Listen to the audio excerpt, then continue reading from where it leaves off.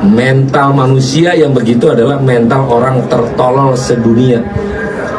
Catat nih, orang yang cuman mental bilang bubarin DPR, itulah orang tolol sedunia.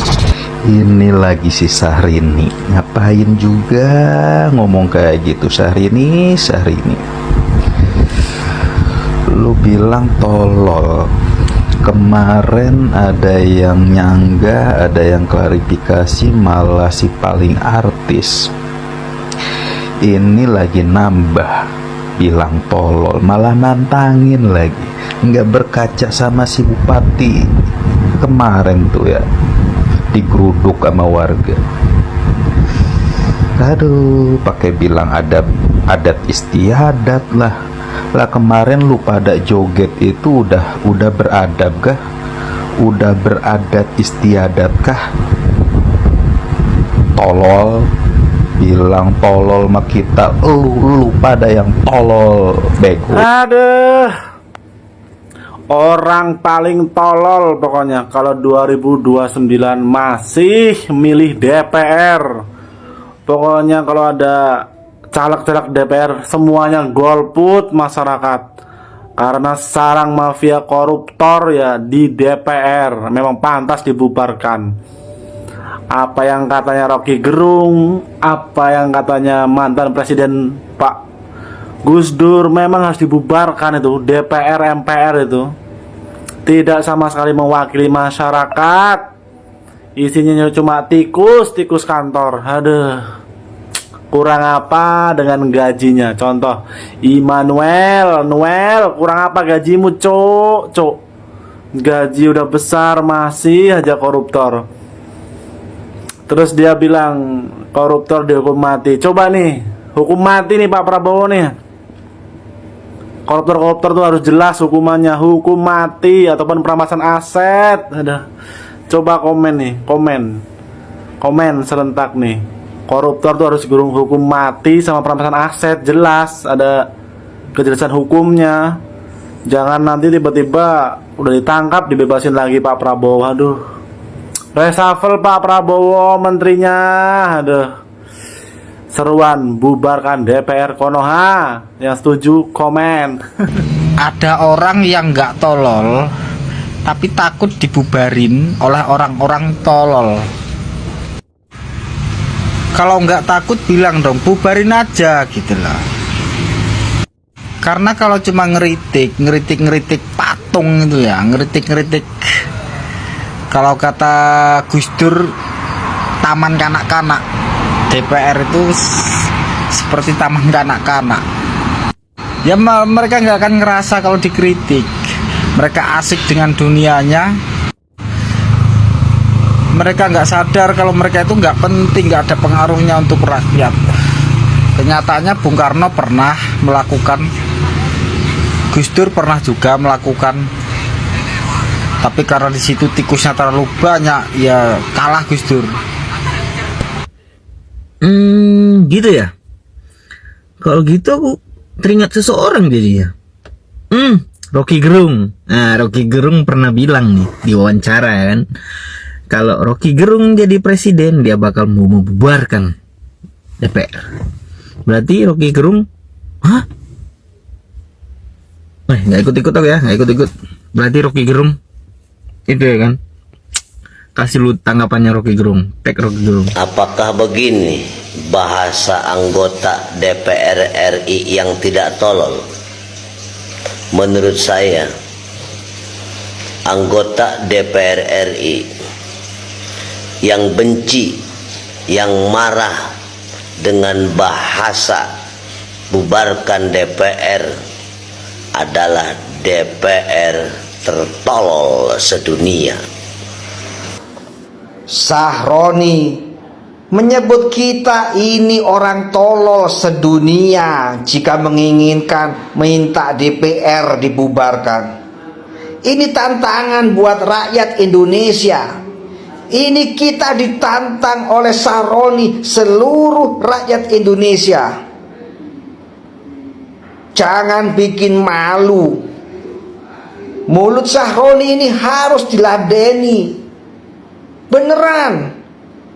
Itu mulut suara yang memuakkan, menjijikkan bagi wakil rakyat.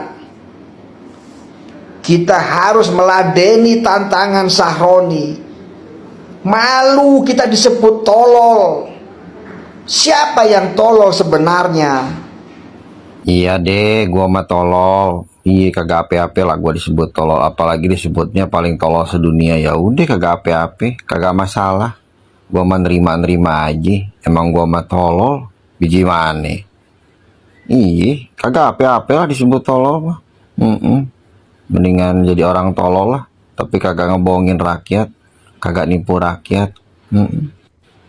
Ya bukannya kenapa-napa, gua mah mendingan disebut orang paling tolol sedunia dah, kagak api-api, daripada ngakunya wakil rakyat tapi kerjanya bukan buat rakyat, daripada ngakunya wakil rakyat tapi kinerja dan urusan yang diurusin sama sekali kagak ada kepentingan buat rakyat, daripada ngakunya wakil rakyat malah nipu dan ngebohongin rakyat, daripada ngakunya wakil rakyat tapi rakyat tidak merasa terwakili oleh yang ngakunya wakil rakyatnya.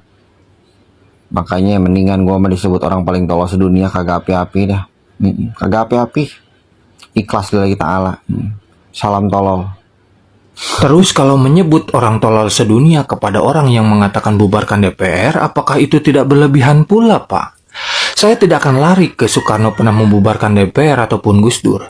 Saya di sini hanya ingin mengatakan bahwa orang-orang yang mengatakan bubarkan DPR ini adalah orang-orang yang kecewa atau tidak puas kepada kinerja para anggota DPR. Cara menghadapi orang-orang yang kecewa ini bukan dengan dikatai tolol, Pak. Tapi Bapak tunjukkan kalau Bapak itu benar-benar bekerja untuk masyarakat, untuk kepentingan rakyat, untuk mengatasi problem-problem yang ada atau yang sedang dihadapi oleh masyarakat, bukan dengan mengatakan tolol, Pak. Masyarakat itu tidak keberatan mau gaji Bapak 100 juta, 500 juta per bulan tidak masalah. Kalau benar-benar yang Bapak lakukan itu untuk masyarakat. Masyarakat tidak keberatan mau Bapak menjabat 3 periode, 4 periode, 10 periode pun silakan. Kalau memang yang Bapak lakukan itu untuk kepentingan masyarakat, untuk mensejahterakan rakyat, tidak jadi masalah bagi kami, Pak. Silakan. Tapi janganlah, kan sekarang itu terlihat terkesannya ya. Kepentingan bagi masyarakat itu terkesan, apa-apa yang diinginkan masyarakat itu terkesan diabaikan. Contoh undang-undang perampasan aset bagi koruptor, kan ini memang benar-benar diinginkan oleh masyarakat, tidak pernah digubris. Jadi, anggota DPR ini terkesan memang wakil partai, bukan wakil masyarakat. Apa yang dilakukan itu kalau untuk kepentingan dirinya, anggotanya, partainya, terkesan cepat gitu, Pak. Tapi kalau kepentingan masyarakat, ya itulah kenapa masyarakat sampai mengatakan bubarkan DPR, ya karena itu kecewa, Pak. Harusnya Bapak itu mengobati orang yang kecewa, bukan malah dikatai. Roni, saya adalah salah satu orang tertolol sedunia. Tapi saya bisa bilang kalau Anda juga adalah orang teridiot sedunia. Karena apa? Kalau memang posisi kamu nggak terima kami bilang kayak gitu, coba deh lu turun. Berani nggak? Anggota-anggota dewan yang sekarang yang ada, yang jadi, berani nggak turun? Nggak berani kan? Anggota dewan yang sekarang ini dibubarin, habis itu angkat nih guru-guru di pedalaman kayak. Coba yang benar-benar rakyat dari bawah. Menurutku sih lebih baik daripada kalian cuman bisa ngebacot anjing. Hasil kagak ada, seolah-olah aspirasi doang, kagak ada eksekusi. Buat apa? Ngabis-ngabisin duit, udah pajak kagak bayar, kocak. Wih, jadi fungsinya DPR itu apa? Apa sebenarnya fungsi DPR itu? Wajarlah masyarakat bilang bubarin DPR. Gak senang kau dibilang kayak gitu, bubarin DPR. Memang nyatanya kok gak ada fungsinya DPR itu. Sok belaga kali kau ngomongnya. Gak perlu kau ajari rakyat, rakyat itu sudah pintar semua.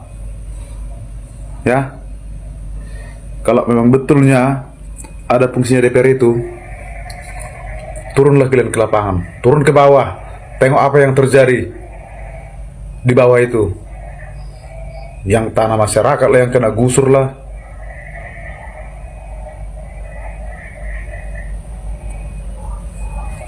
Banyak kali cincongmu. Kalau kami, masyarakat kecil ini, macam tak adanya sebenarnya DPR itu sama kami sekarang. Dengan realitanya, memang seperti itu.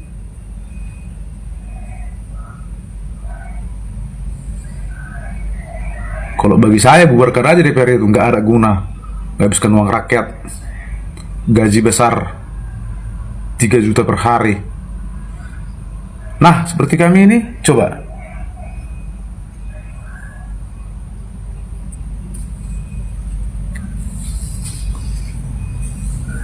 udah lapangan pekerjaan gak ada,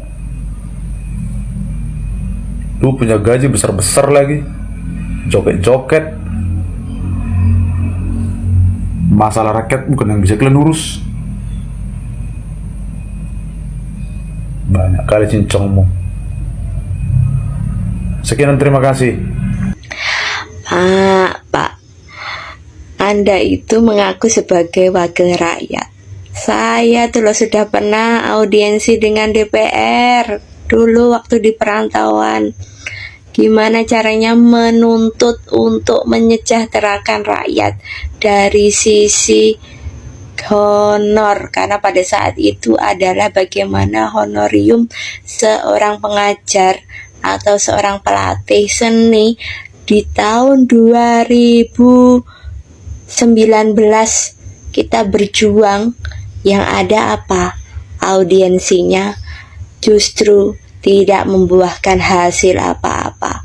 Bahkan teman-teman sekarang yang saya sudah pindah di lain tempat, bahkan saya harus kembali ke kampung karena keadaan COVID-19 itu yang membuat saya harus pulang. Dan teman saya yang masih di perantauan itu, mereka menanyakan kejelasan ketika dulu kita pernah berjuang bersama-sama untuk audiensi duduk bersama di DPRD. Bapak. Dan di saat itu saya belajar bahwa politik dan birokrasi itu susah sekali ditembus. Banyak oknum ataupun politikus yang hanya angkat tangan. Jadi kita mengadu dari sisi apapun, yang dicari itu malah kita dari kekurangan yang mengadu. Yang mengeluh itu dicari, dikulik-kulik, yang akhirnya bisa dipecah belah dari sisi kekurangan dari yang melapor ataupun yang mengadu. Hati-hati. Saya sudah pernah, Bapak. Saya sudah pernah. Jadi, kalaupun DPRD itu seperti apa, wakil rakyat seperti bagaimana, saya sudah pernah. Hanya sekali itu saja saya sudah mendapatkan pengalaman yang luar biasa, duduk bersama DPRD.